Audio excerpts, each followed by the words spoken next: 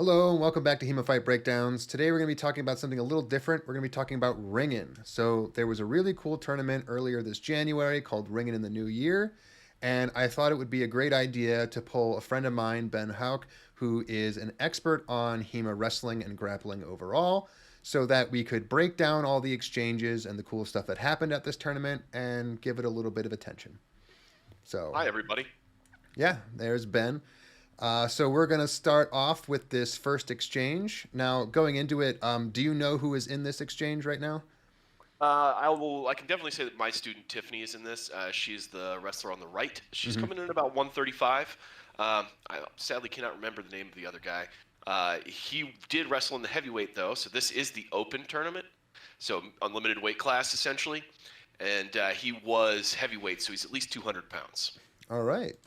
So we'll watch the exchange here. Looks like a really good single leg and sweep. Yeah, it's a single leg and a sweep, a little bit more of what I might call a high crotch. So if you watch right there how she's jumped in, and she essentially is grabbing higher up on the leg there as Hmm. opposed to going down. There you are, right there. Locked your hands high up in the leg and gotten his weight high up and started shifting it off to the right to where she can run that sweep very easily. Right. Yeah. All right. So generally, what is the difference between this and like a traditional single leg? Is it just how high up on the thigh that you're grabbing? Generally. So single leg tends to go closer to where you grab the knees. So when you generally think like the single leg, the double leg, a lot of those come around the rear of the knee. Whereas if you start talking about something like this, what I would call high crotch, I can't. It's in several manuals, Hmm. but it's basically where you're lifting up right around the upper part of the thigh and lifting.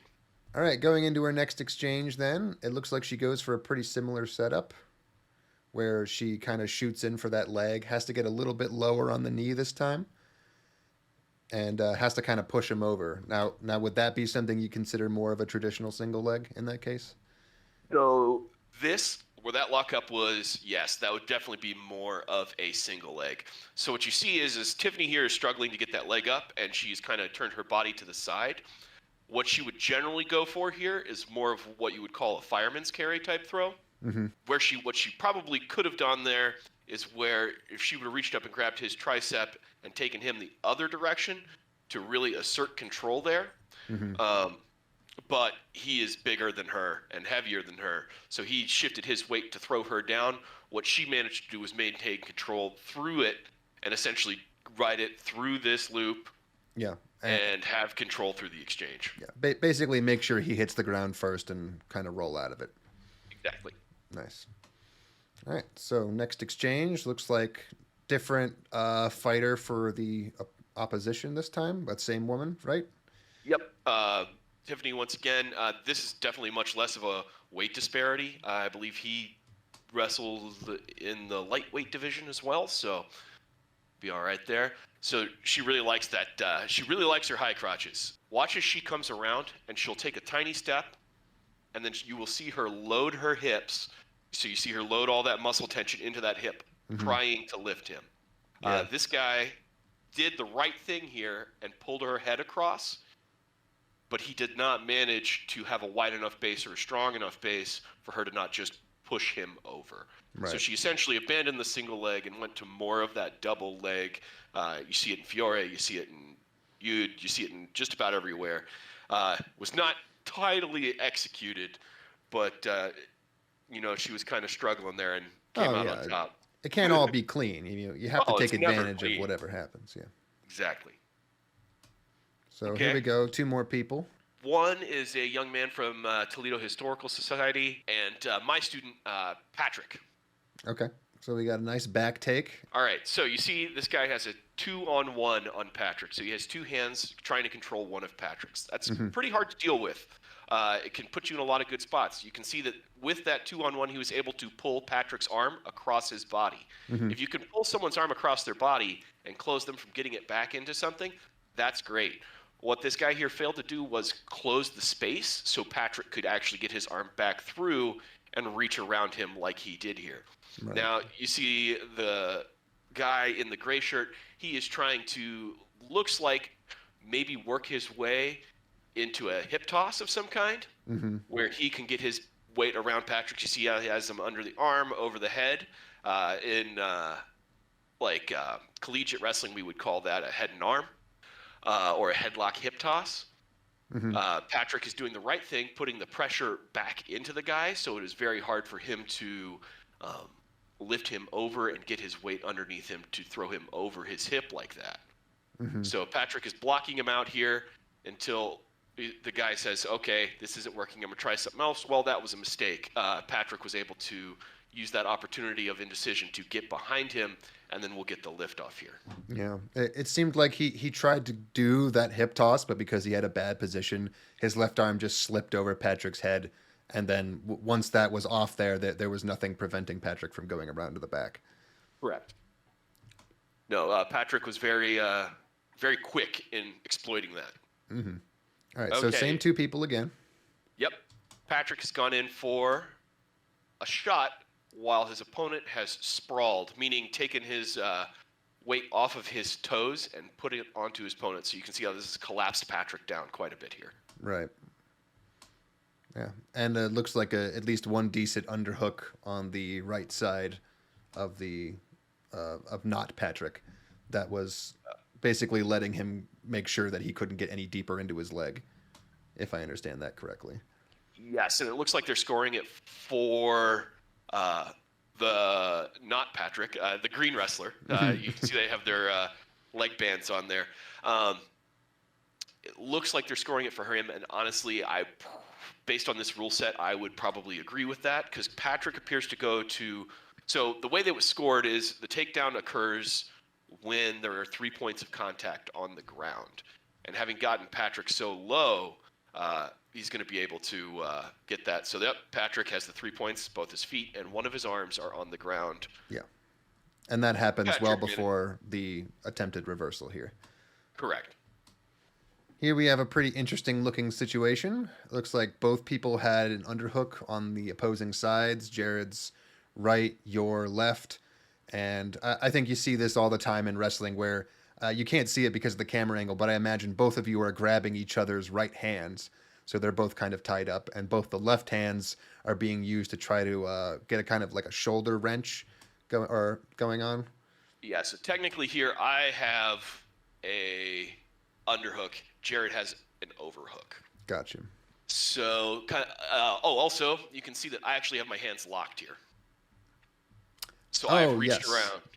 Yeah, okay, I did not notice that, yeah. So your right arm, is up around the left side of Jared's neck, holding on to your own left arm.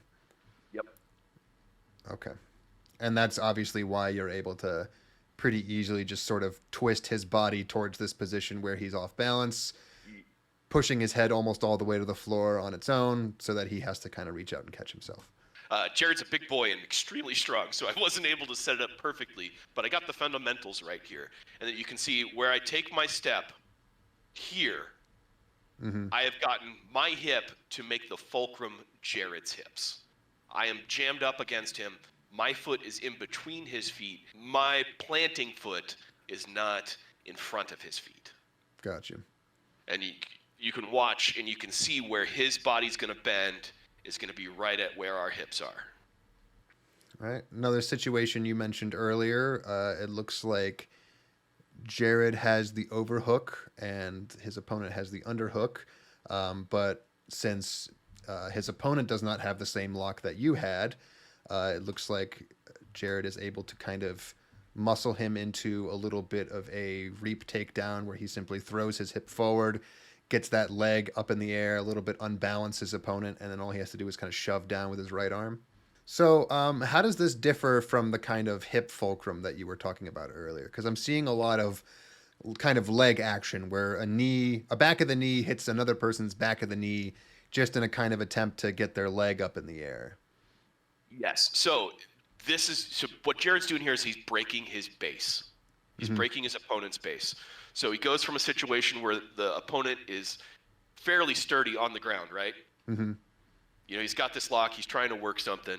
So what Jared does is as he feels that tension of this guy trying to shift his weight, Jared will take his leg and pop his balance, giving Jared the advantage in that upper body because Jared's expecting it. This is a explosive type action that you kind of get away with by being sneaky. It's very hard to overpower this. So it's very hard to pull this off on someone expecting it. However, someone expecting it, unexpecting, it's a very nice, clean move. Yeah, it seems like a lot of it also has to do with the fact that his opponent unintentionally took all of the weight off of that leg mere moments before it was about to happen. So you can wrench forward. You're the one in the overhook, not in the underhook. So your ability to kind of turn your opponent, at least from my understanding, will be a little bit limited. But as long as you can get him to take that weight off of that leg, suddenly the ability to explosively kick it up in the air becomes a lot more viable. Yes. All right, that's everything. That is everything. There were definitely some more plate stuff that happened that we saw. Unfortunately, we don't have it on the video. That's okay. But you want to talk about anything as a little ender here? I think I'd really like to thank THHS for putting this on. It was a great time. I had a blast. For a first tournament, I have no major complaints. For a group that hasn't been to a lot of tournaments, and for a group that's putting on their first event this style, I think they did an excellent job. Nothing was really apropos. I think we need to talk about the rule set a little bit and make it a little bit more clear on what is a takedown. We saw a lot of things where it was like, well, hey, this person touched 3 first, but right. Well, especially with the sacrifice the situations, and especially with the sacrifice throws too, because technically speaking, much like a shoot takedown, a sacrifice throw always requires you to put a huge amount of your body on the ground first. So it starts to get into this weird territory where how do you counter a sacrifice throw when they have already, put themselves in a position? So how do you show that you countered it when they're already on the ground, Yeah, it's the same thing for the counter to the head and arm is continuing to roll through the head and arm. Right. So you'd lose, but you were actually in control of the situation, which, and then that's a rules tweak. And then I think everybody realized that by the end of it. And I think I'm looking for the next one. No, sure. And I'm familiar enough with judo rules to know that they have a similar sort of situation where, I don't know if you know, but in judo, throwing someone is one point, but if you want the real good stuff, you have to throw them in such a way where they land first flat on their back and you land on top of them. And I think for a lot of people, they hear that specificity and they go, oh, well, how does that ever happen? And it does sometimes, but the reason it's so specific is because it requires such a level of control, and more specifically, it's the outcome of a lot of the throws that they want to prioritize.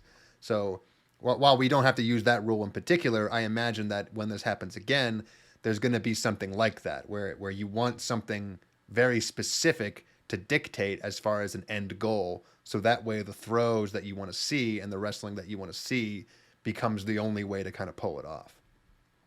Yes, something certainly like that. Yeah, I don't know what it would be personally, but yeah, I would say.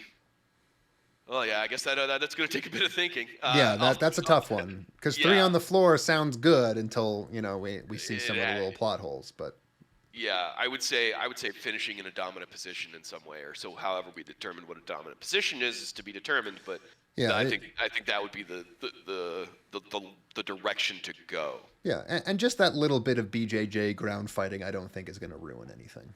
No. I mean, when we first started talking up this rule set with these guys, it was 30-minute matches and there were tap outs. It did not end that way. Wear your gi, do your gi chokes, yeah?